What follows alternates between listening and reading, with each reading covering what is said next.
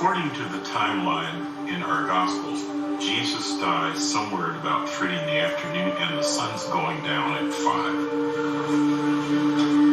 We need to take the bodies out before the Sabbath, please. And their suffering. So we are now in a race to get him off the cross, wrapped up, and into the tomb before sundown, when Sabbath and also the Passover full war begins.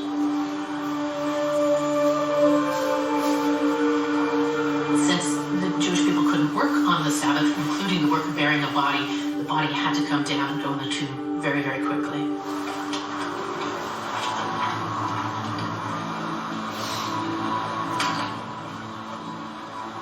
If Romans were in a particular hurry, they might come along and break the condemned prisoner's legs.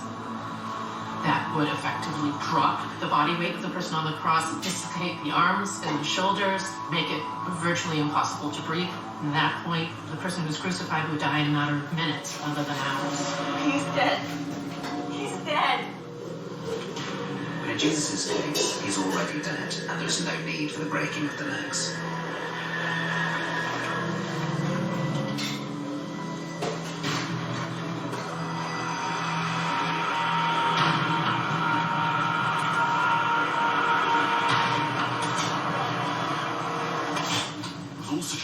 Once the person appeared to be dead, for the soldiers to finish them off with a spear thrust into the side.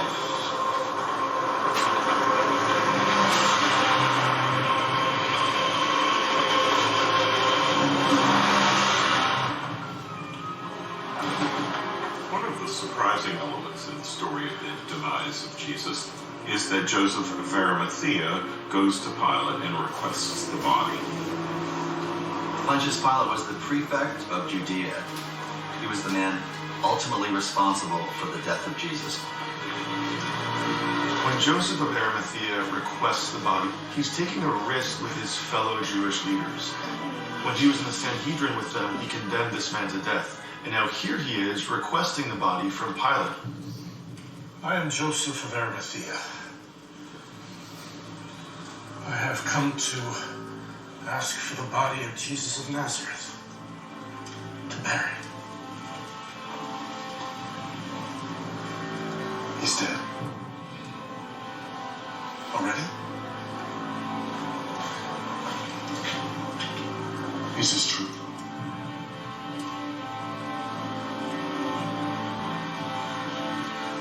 Crucifixion fields were unbelievably nasty. People don't ordinarily retrieve bodies from there. So that request was a very strange one.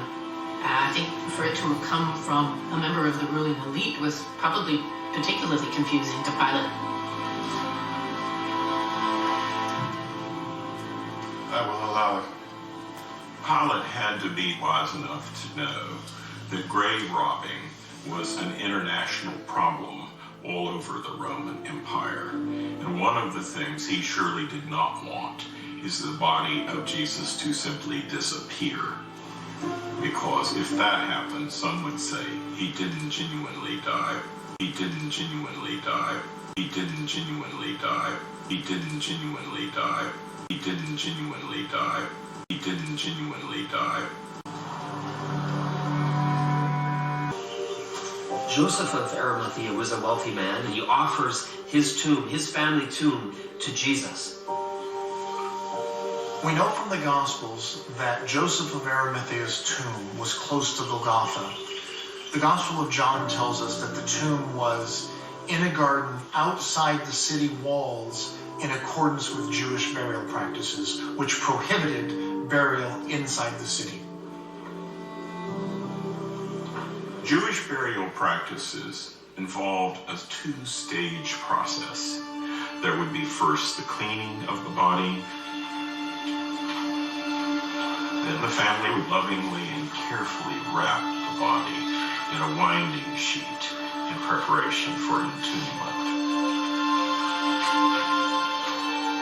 Joseph of Arimathea provides the linen that is used for Jesus' shroud.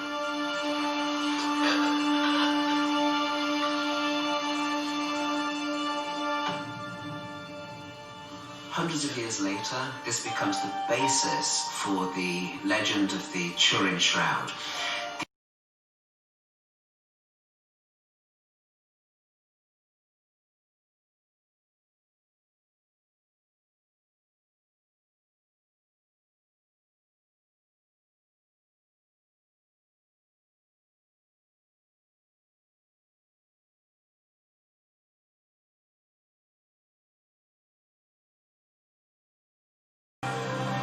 When she gets there, the tomb is open.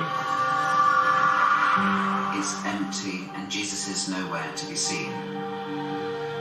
This was Mary Magdalene's lowest moment. She goes to see the man that she loved who'd been tortured and killed, and his body's not even there.